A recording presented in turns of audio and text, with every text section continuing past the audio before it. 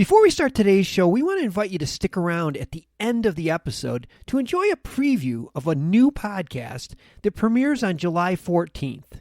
As the industry's exclusive cannabis-podcast network, MJBulls is proud to present Women Leading in Cannabis. Join host Kira Reed each week for inspirational discussions with women who are leading the cannabis industry.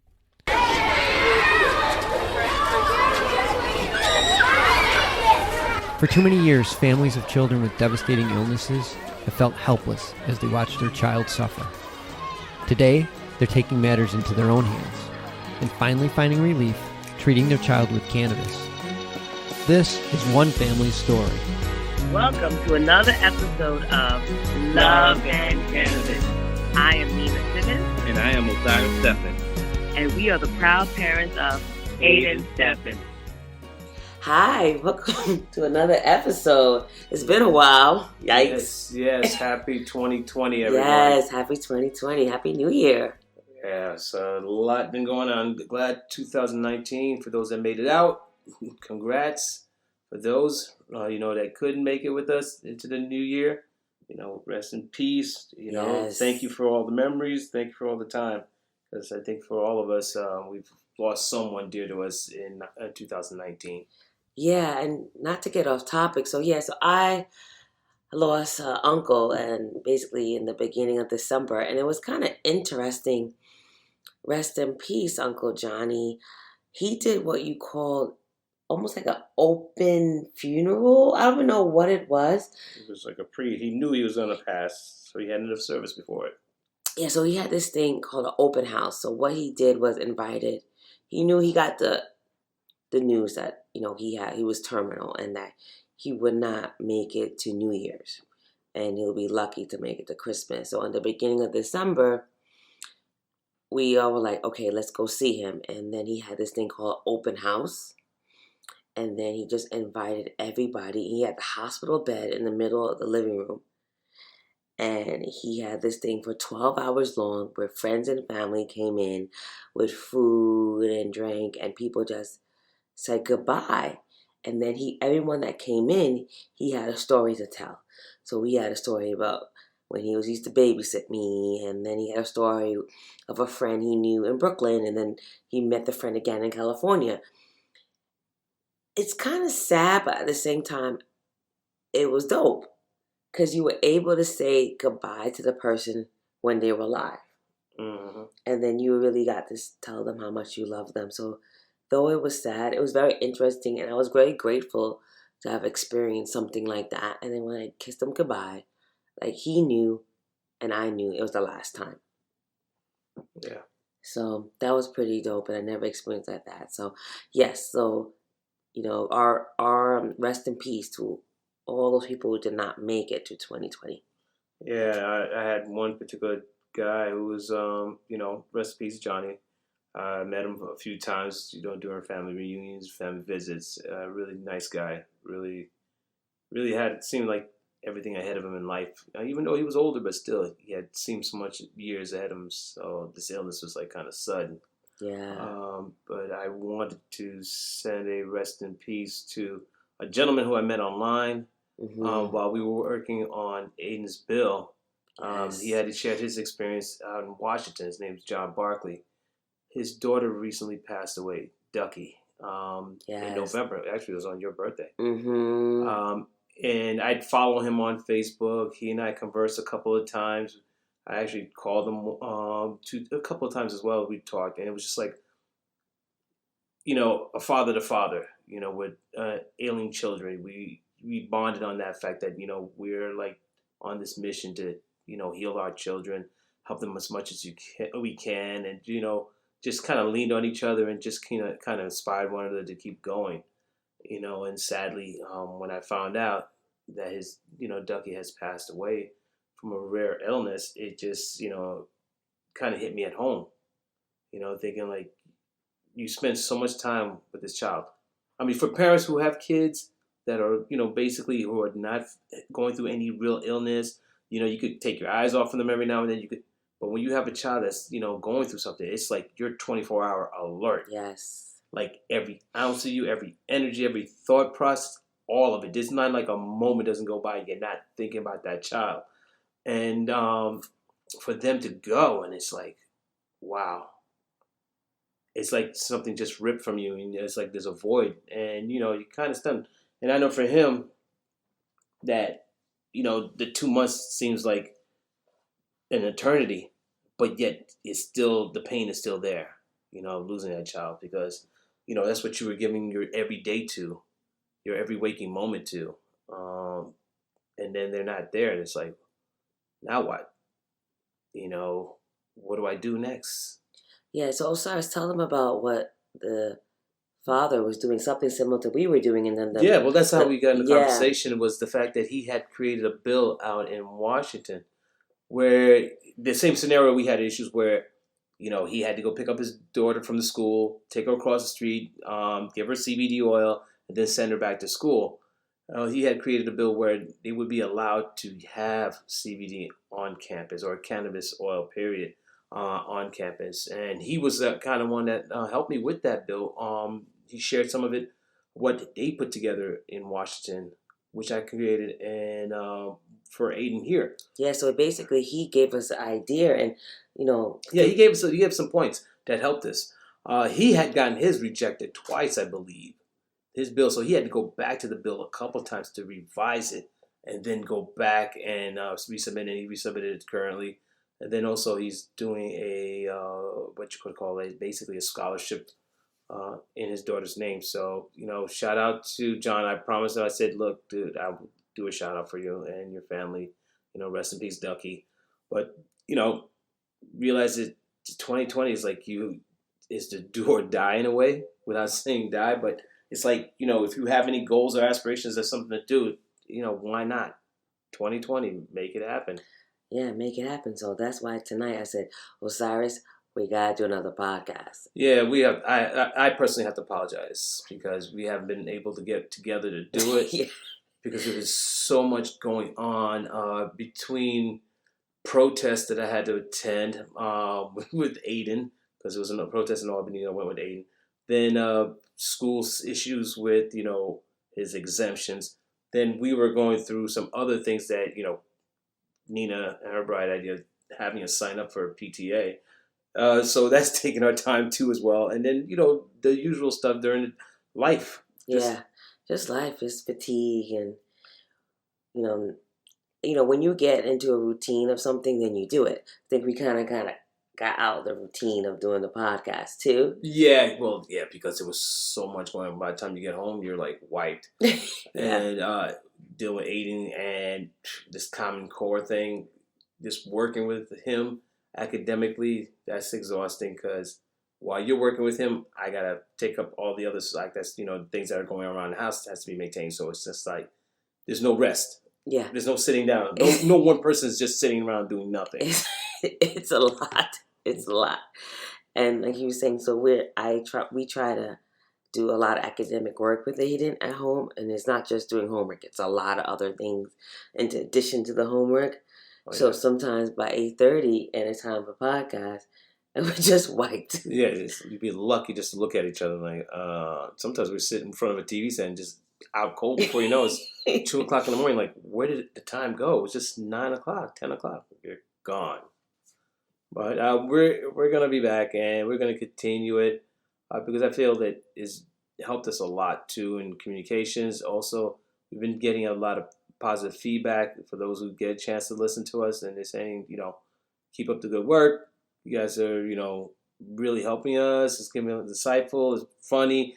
Whatever effects that it has on people, they are enjoying listening. And so we will continue.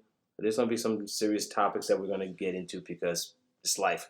Life can be serious sometimes. Very, very, very serious. Oh, yeah, that's right. I realized why we were house hunting for a while, too. So that kind of took over us as well. I think we saw over 60-some-odd homes in a matter of 2.5 months. Yeah. 3 months. Hold on, because we started in the end of August. So September, October, November. Yeah, so you figure about almost 10 homes a month. And these are on the weekends, mind you. So we were seeing 3 to 4 houses a pop every weekend. Every weekend. And that's not including holidays. And then you went away to see Uncle. So there were some times, and there were moments where I had to go see homes on my own. Yeah. So just to people who are listening who are not from New York. So we're in New York. We live in Harlem, and we were predominantly looking at homes in Long Island. Yeah, predominantly Long Island. This is a suburb outside New York City. So we saw it all. And I thought I knew Long Island because I lived there for quite some time. Went to school there, graduated from Nassau Community College, graduated from Hofstra, and also lived there for like about 15 years of my life after college. So I thought I knew Long Island, but not until we started home searching there. I realized, like, wow, there's some parts of Long Island I did not know that existed. And there are some homes out there that's just like, should not be sold. This should not be sold. I mean, it's a hit or miss. It really is. And then the pricing. The price for dumps. It is. You know what's crazy? I just read somewhere about an average between, I think, 70 to 100,000 people every year leave New York. Or is that monthly? Either way, it's a crazy number.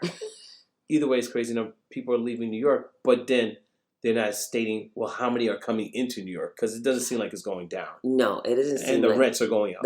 And it seems like it's still crowded. So it must be kind of equal, the amount coming in and coming out. Yeah. It seems that way anyway. I don't know the stats on that, but...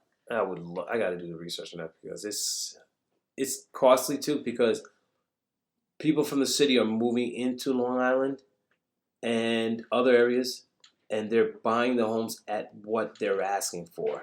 Oh yeah, or and more. And more, but it's already high to begin with because it's overpriced. I mean, granted, the rates are low, so people are jumping on it, but because they're accustomed to paying so much in New York City, for them to go to Long Island, out in the burbs of Westchester, whatever the case may be, they'd be willing to pay that amount because to them it's like, oh, I'm saving. Exactly. So you have a lot of bankers and people making these very high salaries that you're competing with for homes.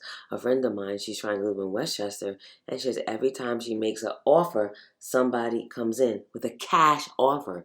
You're talking about a cash offer for like $700K. It sounds like an investor, but somebody who's... Oh, yeah, it probably is. But like that, people... But still, somebody's paying for it. Somebody's paying for it. Cash. So what's going to happen next? I mean, to a certain point, do you move out of the state and then travel in? So your commute's going to be, what, anywhere between an hour and a half to 2 hours? Or do you live out of... do you live in the city for a couple days out of the week and then move out of state? So you have two homes. People can't afford that because the city, you're paying about $3,000 a month for a 2-bedroom. How can you afford that and a mortgage out somewhere else? Yeah, I'm just trying to figure out an answer because it is outrageous. I mean, both our incomes together still, it's just like, what? And if we were anywhere else, we'd be able to live comfortably. Yeah. And have money in the bank and the cars. But here it's like you're just scrapping just to keep it together. Exactly. So then, when it comes to searching for a home with a couple, like say me and you, it's signed also within that we have our differences. Definitely. I have my taste, you have yours. He has his taste, I have my taste. So yeah, it's become very difficult. Yeah, if you're looking for a home, yeah, you got to get on the same page with that, because especially if you have two different styles, two different interests, needs, wants, desires, you got to figure out, do you have wants or do you have needs? Which ones are most important to you? And collectively come together like, okay, let's narrow it down, because for you want a Cape Cod. I'm okay with a colonial.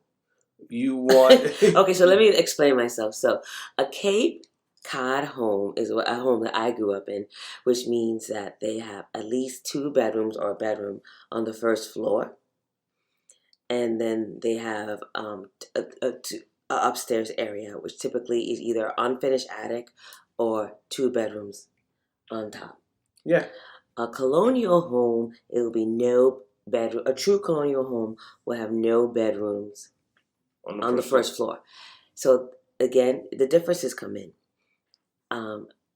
I work with elderly, and I've seen elderly people not able to go to their bedrooms because they have stairs to enter their bedrooms. So now they have to move out their homes because it's very hard to access their bedrooms.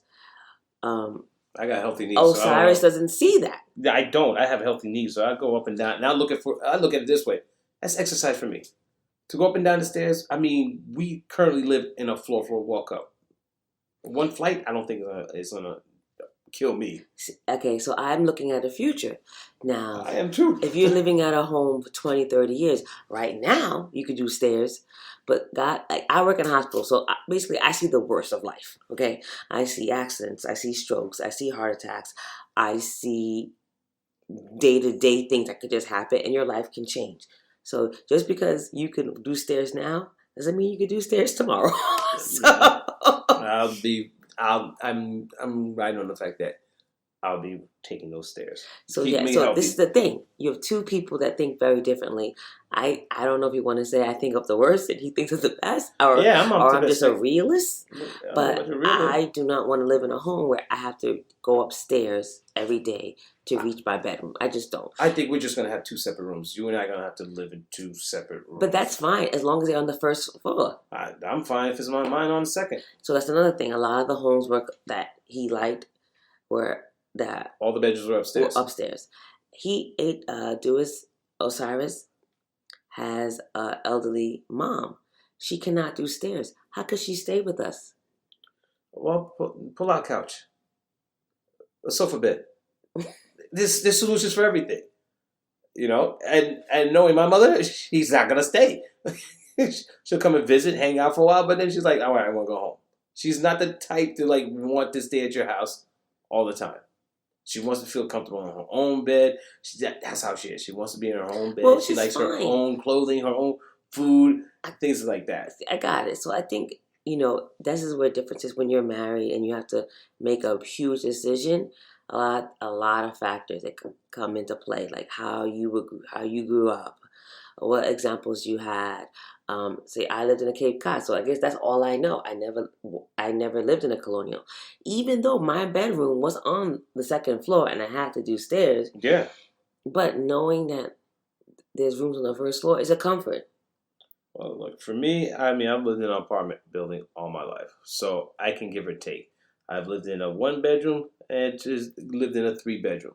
So for me, I'm flexible in that, but at the same time, it has to be move-in ready because I've come here we go with that. No, it's not a here we go with that. No, it's the truth. We can talk about it. That's fine. But that's what it is. For me, I prefer a move-in ready home that everything's been taken care of for me. I'm not doing anything else to the house. I have what I want. I'm good to go because I don't want to spend my weekend is a DIY, a do it yourselfer. I'm not the handyman. I'm not building any shelves. I'm not putting a rack together. That's just not me. I've done it. I can do it. But if I'm paying all this money, why am I going to do those things? What I want Osiris to understand that New York doesn't work that way. You have to have a lot of money to have a move-in ready home. And what's a lot of money though? Like millions of dollars. Really? So I've seen some good homes though. They're gonna go very fast. Which they have. No. Which we've lost. So the realistic is that these homes in New York are not gonna be move-in ready. Most people who have bought homes in New York had to do work to their homes because the amount of money you need to put down for a move-in ready is unrealistic, or someone's gonna overbid you. Well, that's the thing. You end up one way or another. You're gonna pay. You're gonna pay regardless. It depends. But I'd rather pay up front in the sense that, hey, I'm saving. My time is valuable to me. I'd rather spend that time with Aiden, spend it with you, or spend it doing something valuable as opposed to putting our house together piece by piece because the previous owner didn't have the resources or the time to take care of those things that need to be taken care of, like a hole in the roof, or maybe some molding, or maybe, hey, you know what? I never upgraded the bathroom or the bedroom. I mean, so everything's different. I mean, that's the thing. Yeah, everybody has their. This is the thing. This is kind of the roadblock we're having, and we're just kind of putting it out there to you guys. Well, it's not a roadblock. I mean, we're still looking. Yeah, we're still looking, but as I'm looking more, the prices of homes are actually going up, and the ones that we could afford are move-in ready. or not moving ready. Yeah. Sorry. Well, the thing is, the reason why it's moving fast is because the interest rates are low, so people are taking advantage of it. But they're paying some high prices. Yeah, they're paying. Yeah, it's really high prices. Now, my concern is this: what happens is a downturn. But the thing is, these people are not gonna. There's always They're not thinking about that. They're not thinking about that because think about it. Most people you're gonna be in the home for 30 years, 20 years. Mm-hmm. They're gonna be downturns, upturns, and you kind of ride with it. Like a wave. Like a wave. Yeah. Smooth wave. Yeah. Not everything's all smooth, but I figure we'll keep searching. I put it into this universe. When that moment, when we see it, we'll know it, and we'll be ready for it. Plus, there's also all the other things that you got to do before you start looking for them. You know, you got to start checking out your finances. Make sure your credit score is up. If your credit score is not at a certain level and you want to get leverage, start pulling up your scores up. So you got to put time into doing that. And everything is not bang, bang, bang. You got to have things in place before you do it. Like everything else, like marriage, like, having kids. Put things in perspective and just, set your goals. I think for the most part, we still have to figure out where we want to live. It's not just a matter of, hey, Long Island. Long Island's pretty big. Like, where specifically, what type of community we want to be part of. Are things within walking distance, or do you got to keep driving to get to places? The school system, for us, we already know. School system is first and foremost. And what usually happens when you want to be in a good school system, you're paying high tax. You're paying through that neck. I've seen taxes anywhere between 14 to 25. Yeah. I was like, wow. It's scary. It's scary. I just met a gentleman who's selling his home in Jersey. He says he pays about $26,000 in taxes. What? And he has no kids. But all his kids are adults now. Is he going to be able to sell that home? Yeah, he's asking, he's asking for a pretty penny for it, and he's looking to downsize because he says the house is a 5,000 square foot home. Just the home is not including the lot itself. But is he going to be able to sell the home with taxes that high? That's an interesting question because he also made some renovations that were not listed. So when they do, that will cause the taxes to go even higher. Oh no. He's screwed. Yeah. Sorry. Yeah. It's a tough call, but he might be able to get it only because that he's upgrading everything. Mm-hmm. He's making it move-in ready. To me, that is just aesthetic, is vanity. To me, that move-in ready concept. Because honestly, no, sorry. This is my opinion. We said we're gonna talk about it. Go for it. To me, that's not the most important thing if it's move-in ready. Because no matter what, you're going to end up doing something to your home. And your home is going to be a cash cow. No matter how it looks like when you initially buy it. Yeah, but for me, look, where I grew up, things didn't turn pretty. There were some ugly places. So even the place where you walk home, you feel defeated. You're like, I live here? Like, oh my God. Yeah. So you don't feel inspired to do anything unless you feel inspired to move out.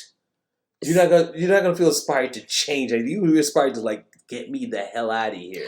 Okay, I'm glad you brought that up. So something you said to me a while back really resonated with me. What's that? There was a lot of things. Yeah. Was it nice? I hope. It wasn't nice. It was neutral. Okay. So it was fine. So basically, I was just I was trying to understand where you were coming from, and because there were homes that I wanted, and you were like, no, and I was trying to get to see where was the root of this, and where is this coming from, and trying to figure out what was going on, why the pushbacks, yeah, and how your psyche was going. And you said, well, Nina, I came from a certain place. I don't want to go back there. I don't want a mess. I don't want my home to look a certain way. I want my home to be. You didn't say it. I can't remember your verbatim, but it was something towards the lines like, I want a nice place. I don't want to live in a messed up place. Yeah, it looks a certain way. Yeah, exactly. I mean, granted. I don't know if I miss. I didn't. No. You're right. Because where I grew up, it was nice in the beginning when we were young kids, but I barely remembered. But as I got older, late teens, it started deteriorating. Mm-hmm. It started falling apart. Because it was an apartment complex, so the landlord didn't invest. So then you started seeing demographics started to change. All these started to change. So now you got some empty apartments, broken window, drugs, the whole 9 yards. So I watched the deterioration. I said, if I ever get an opportunity to get my own place, I make sure it's a nice area. I make sure I got grass or I got, something to look forward to come home to that I say, this is my home. This clean, it's just perfect. The way I would envision a home to have a peace of mind, where you're not looking over your shoulder, you're not looking at some broken glass, you're not looking at some abandoned cars or strange people hanging out. You're like, I'm uncomfortable.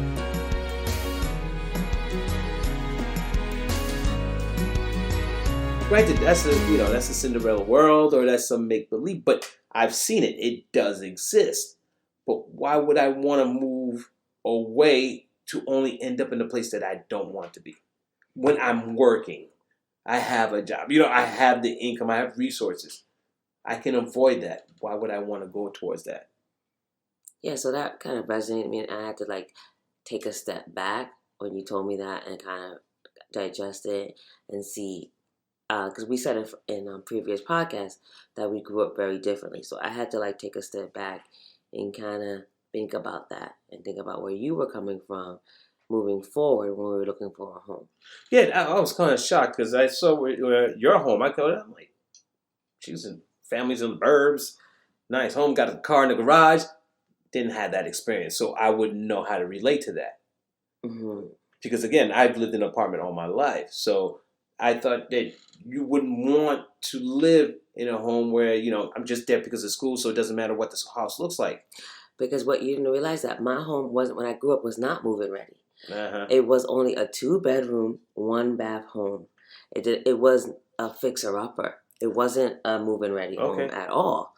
So your parents took they just wanted a home. Mm-hmm. They wanted to move out. They were living in an apartment in Left Rock City, and my mom said that it was had roaches.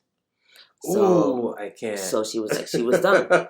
She just wanted a home, because a lot of times when you live in a place with is multiple apartments, no matter how clean you are, everybody else is not the same. The one person next to you is not. They travel, so she was just she just wanted a home, and it wasn't moving ready at all. She said, Nina, you should have seen how it looked. It looked horrible. They couldn't. My parents could not afford people to paint. They had to paint it themselves. And years gone by, then they were able to do it. My parents' home is nowhere near glamorous. The neighborhood is okay. But you gotta understand though, in comparison to where I came from, it's a definite step up. Yeah, but it's not a big home at any means. But again, did you or did you not have your own bedroom?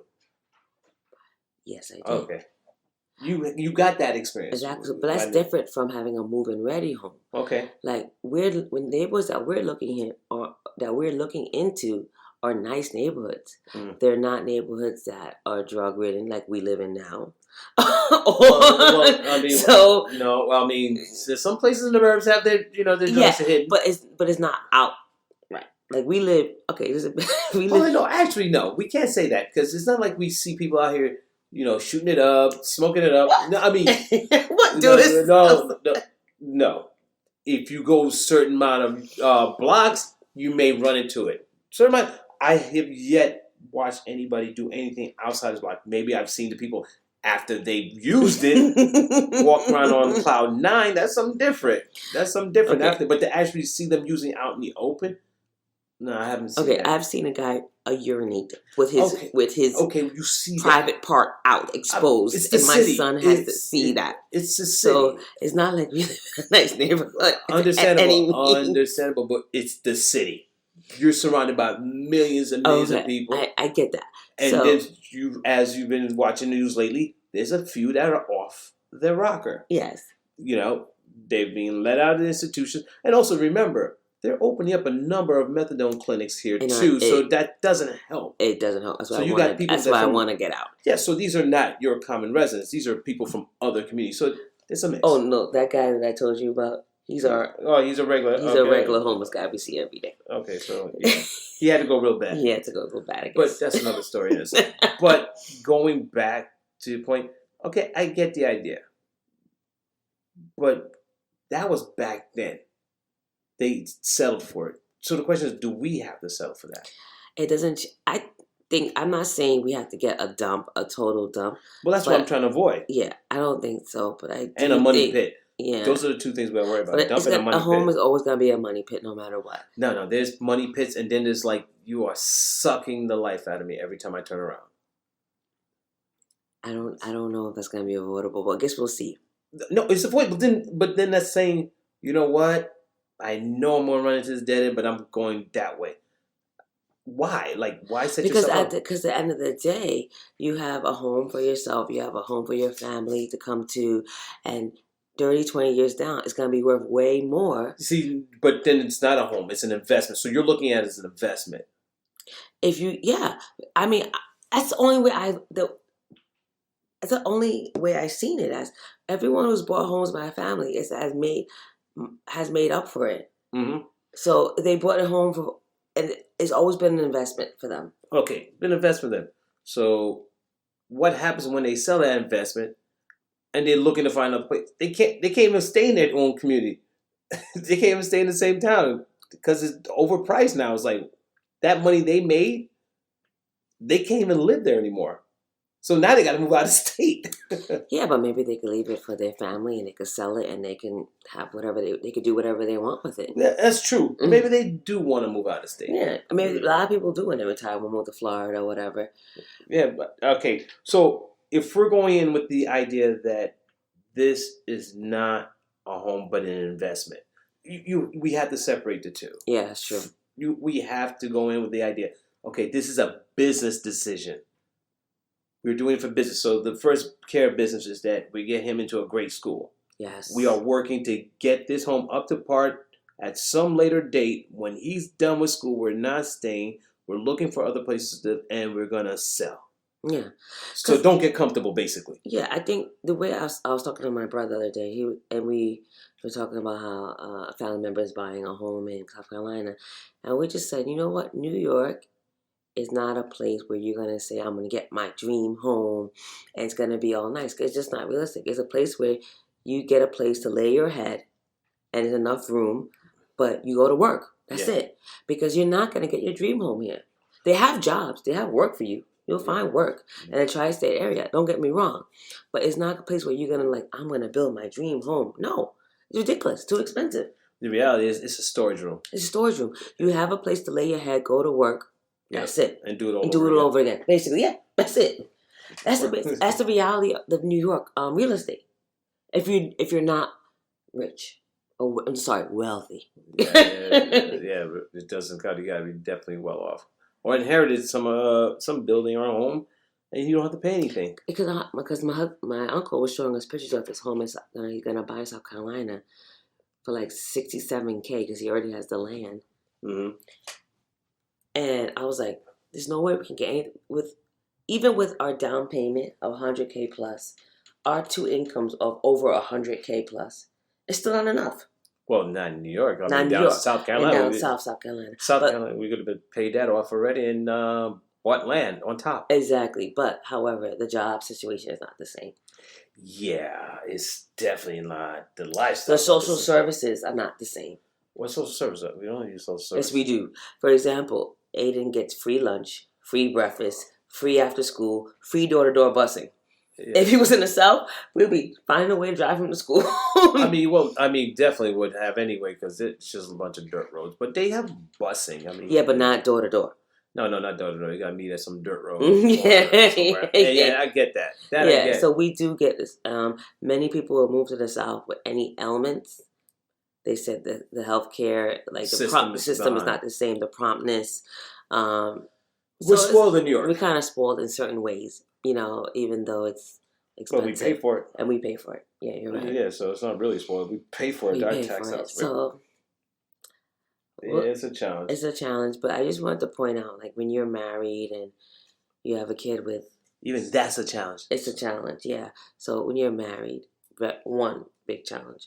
2, you have a child with special needs, and you're trying to look for a home, it's a lot. Yeah, communication is a big thing. And you have to see where the person's coming from, but though we like to change and not remember the past with how we grew up, it always comes back. Oh, yes, it does. And you don't think so, but it does have a huge impact on your daily decisions. Yeah, I've noticed that. A lot of things I've noticed. But that's in another episode. But the truth of the matter is this. We need to get on the same page. Yeah. But we need to understand, from what angle are we coming from? Because a lot of times emotions get involved. Mm-hmm. And so it blurs the lines. Past experiences also affect any decisions that we want to make. So we just need to figure out, okay, here's the parameters. This is what we're going to work with. Give the information. Here's your input. What are your thoughts? But it has to be rational. It can't be just based on emotion. It has to be rational. And I'm just speaking for myself. If I am going to give an input about something, it can't be from an emotional standpoint. It definitely has to be rational. It has to be logical. And also has to look at all avenues. Because we're all going for the same goals, correct? Yeah, so for the same thing, I think for myself, sometimes I get the whole emotional, and kind of almost like a vanity comes in, because I get... Vanity? Yeah. Yeah. So basically, I'm like, wow, everybody in my family owns a home except for me. What is wrong with me? What is wrong with us? And that plays a part. Looking at what other people have. That puts a lot of pressure. I don't think you understand. Yeah, and that puts a lot of pressure and stress on the relationship. So sometimes I have to fall back from that. But I do think about that a lot. I'm like, what are we doing wrong? There's people who make less money than us. And they have those things. And I have to fall back because that's not everything. Yeah, but maybe that was their focus only. That's the only thing they wanted. That was it. We have a number of things going on. Exactly. We have to think about Aiden. You think about his school. We have to think about our stress levels because it's just us doing everything. Yeah, you got to look at the other aspect too, our commute. And plus, we have doctors specifically working with Aiden that have been a benefit to him here. Mm-hmm. So that changes. Now, we have to take all these things into consideration. So that makes it really stressful. And I think that also holds us up from making any further decisions. Exactly. So right now we do, in a positive, we have a sweet deal. Aiden has door-to-door busing. That's good, but I think it's the fact that he has some great relationships in his school. We have great supportive cast around us. Yeah, exactly. So we have a lot of support here and a lot of things that are positive here too. So it is a lot. Yeah, we would be giving up a lot if we decide to move. But at the same time, we know we can't stay. We can't stay. So it's that's kind of, I think that kind of has been a lot of stress on us. Oh, yeah. It's been really stressful. It's been really hard for us. Yeah. You've been pushing the envelope. You know that, right? Yes. You admit to it? Mm-hmm. You heard it, folks, live. Yeah. She actually admit to something. Because some days I just can't take it. Some? Most. Well, I thought you were going to be honest. I thought you were going to be out in the open with it. Yeah, because for me, it's that we have basically a 1-bedroom. It's a bedroom and a half. We just use the other room for our work. I mean, if we wanted to, we could literally clear this out and put a wall bed that folds up or something. Maybe even an air mattress that would fit in here, but you would have to deflate it. But the question is this: why have the additional room? Why would we want another bed in here? Because I sleep on the couch. You choose to sleep on a couch. No, it's not a choice, folks. It's not a choice. I cannot sleep with you two because I don't sleep. I'm a light sleeper. You know what? Once a month, that's all I gotta say. So you're okay with being on the couch, which is fine. I figure eventually, if we were to get a home with multiple bedrooms, we would have our own bedrooms. Yeah, that's fine. Because I sleep differently than you do. I like the window open. You don't. That's fine. I like cold sheets. You don't. Mm-hmm. You like heavy blankets. I don't. So yes, those are the work. So I totally get it. Again, you like space. I like to cuddle. I love space. I love to cuddle. So yes, there's some issues there that we got to work through. So, and it's an interesting dynamics, but at the same time, yes, help by not making it more stressful than it already is, because I think about it daily as well. Okay. Put it out there, so don't stress me. That's all I gotta say. Because I like to keep it in sometimes if I'm stressed out, but I know it's wrong because it pours out in other ways. It'll come out in some other way. So it becomes almost like a passive-aggressive type of behavior. I try to avoid it. So give me room. If there's something you want to talk about, fair enough, let's talk.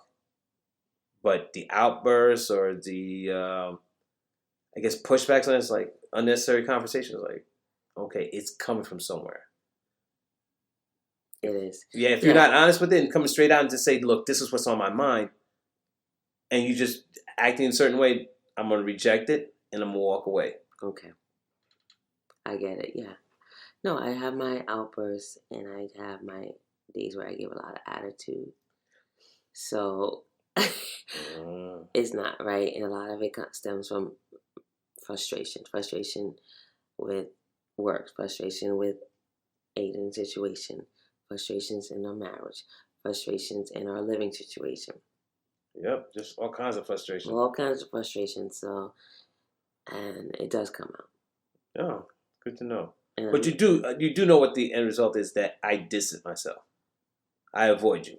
I'll avoid I just don't have time because I have things that are on my mind. Because 2 people have been let go from my job. Yes. Secondly, I got to commute. Third, I have to get him ready, get him straight so he can go to school. Mm-hmm. And then I have to also make sure that I put things in place so it makes your life a little easier when you come home and you have them for the rest of the day. Mm-hmm. So when you do these things, it just piles onto already stuff that's going through my mind. And I'm going to figure out which is most important to me to focus on. I will cut off whatever attitude, whatever behavior you got going on, I will cut it off. I'm just like, I don't even see it. In fact, I'm ignoring it. But the problem is this: if I ignore that, you're attached to it, so I'm going to ignore you too. Mm-hmm. And that's not what you want. Mm-hmm. Because I notice when I do that, you get even more amped. Now you're like definitely trying to get my ear. And I'm like, I got to go. I'm going to walk outside. I'm going to go get something to do. So if you got something going on, just say, hey, look, you got a second? I just want to throw something out there. Yeah, I mean, it's daily, so... I don't have that kind of time. Yeah, so if you want to talk every day. Every day? So when I wake up in the morning, I'm helping get Aiden ready for the bus. Then I deal with... Could we change the morning routine? Could you not ask 10 questions in the morning as soon as you wake up before coffee or anything? Okay. Just one question. Just ask one question.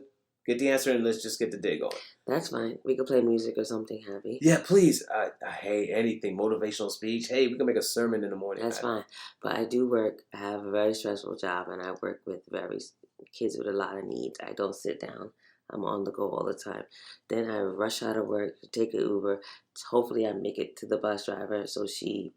I understand that. Yeah, so I have you're go I'm day. go all day. So there should be some downtime then. For your energy. But that's what I'm asking. It should be in your mind some downtime. But it seems like you're go, and I'm going to go after him too. It's like, hey, let's relax. Remember, I do stay with Aiden. So he's restless sometimes. So do think that, hey, he might be keeping him up too. He might be worried about him too. He might not be sleeping as well as he thinks he is. Because remember, you're in the other room, so you have no idea. Oh, I know, because that's why I can't sleep with you guys. So then why are you stressing me out then? Some people need to be stressed. Anyway, so I think... seriously? This is why men drink. And if you heard of the term mommy juice, mommies drink too. Or do cannabis. Yeah, I do cannabis. Yeah, that helps. That helps a lot more because I zone out. The cannabis helps more. Yeah, especially when I have to listen to you, I zone out. I just just let you keep talking. Or you had like 14 different thoughts that go run through my mind, and sometimes I just don't think about anything. I just hear your voice. I'm like, wow. And after a while, I had to look at you. I'm like, holy cow, you were saying something? So nice. But I'm sorry. But I think it does help the relationship. Because then I'm not arguing with you. I'm not fighting with you. It's better. Yeah, so it allows you to get... Because, I mean, for the most part, you just want me to listen, right? You really don't want me to respond to anything. I don't know. It depends. But sometimes I want you to respond. Sometimes I can't tell. Because for me, if you're going to tell me something, if you're going to talk to me, just to give you a hint, tell me in the beginning what it is. Or tell me in the beginning, look, I'm not looking for you to solve my problem. I'm not looking for you to give me an answer. I just need you to listen. Because then that allows me to prepare myself. Precursor type thing. Yes. Okay, because fine. then it tells me what kind of mindset I need to be in. Because there's moments when I want to check out. So at least if I know that I'm just there to listen, I'm good. But because as a man, my first thing, if I hear you telling me something, problem solved. Every man wants to solve the problem. Because they feel that's a role. So, hey, because they're not going to sit there for 45 minutes to an hour and hear you talk about something with no solution. It's just absurd. We feel that it has to be resolved, but we also understand women just want to talk about something, talk it out, and let you come up with your own solution. Sounds good. Yeah, sure. But I'm going to let you know, though, I'm setting a clock no more than 20 minutes. I have a short attention All right, span. folks, let's wrap it up. No, I'm just serious. I'm just putting it out there. 20 minutes. I'm not doing a clock. I'm doing it. Oh, you're not? Oh, hey, I just put 20 minutes and just go ahead. Just let me know what you think. It's not fair. You see what I'm dealing with, folks? You see what I'm dealing with. No, seriously, as a man, it's not fair for a man to sit there for a whole hour. I never talk to him for more than 15 minutes, guys. It may feel like an hour to him, but I never will talk to... I don't talk to anyone that long about one topic, so... Really? All right. It may feel like that to him, but it's not. Okay, so we're gonna... If he put the timer, he'd be like, oh, shit, it only was 10 minutes. Probably. It may feel like that, but it's never that long. You sure? Yeah. Okay, all right. I'll keep that in mind. I'll be like, look, it's no more than 10 minutes. No more than 10 minutes. It's going to be fun. I'll basically psych myself for it. Deal? Deal. Okay. All right, so let's wrap up this episode. Yes, guys. Again, happy 2020. Let's look forward to a great year. Make everything count. That's it. One day at a time, but make it count. I think 2020, let's try to have some guest speakers on this. Yeah, sure. Let's do that. We'll think about it. I know a few people who could actually reach out. Yeah, it would be great. 2020. I know someone had reached out to me on Facebook and said if I would have some guest speakers, like my family members. Well, we would have to set it up. Yeah. I mean, I don't want to put it out there where we're going to say, oh, well, I'm going to have this person or that person. No, but I'm just saying what she said. She said that she was looking forward to that. Yeah. Okay, we could do that. We would have to structure it in a way. I guess we would definitely, we could select topics to talk about or just basically just do it off the cuff and make it around their relationship with us. Yes, that's what they were saying. I think so. Yeah, that's what she wanted. I get that. You know, from whoever we've been dealing with who's been supportive, whether it's the doctors, whether it's an local politician or people that we've actually been in, I guess, in a relationship that's helping us with around Aiden. Yeah, definitely. I can see that. Yeah, so I think that's something to think about for the yeah, stay tuned. Stay tuned. We'll definitely let you know when that's going to happen and who's going to be our first guest. Yeah. All right. The first episode for 2020. Yes, finally got it done. Thank you. It's a wrap. And yes, guys, thank you again for your patience. And we do apologize, but we're going to keep this up, okay? Ciao. Have a good one.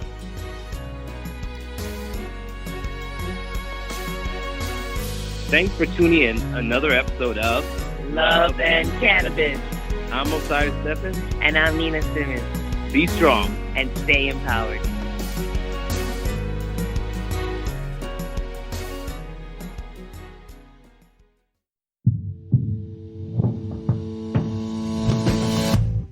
Tell me, boy, you make me so bored. You need to walk the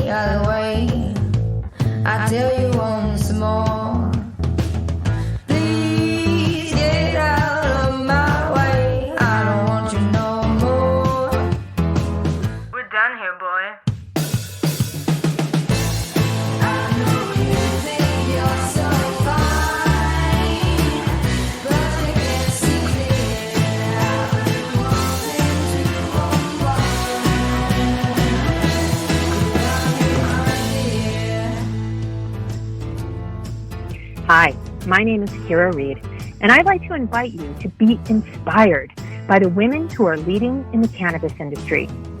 Each week, we will discuss empowerment, leadership, and what it means to be a woman in charge in marijuana, hemp, and CBD. As the founder of the Women Empowered in Cannabis community, I have had the great pleasure to get to know many brilliant and talented women who are CEOs, executives, politicians, advocates, and community leaders that are focused on creating a cannabis economy that is just, fair, and equal. We'll learn how these women make decisions, how they navigate a predominantly male industry, and what they're doing to level the playing field for women. I hope you'll join us.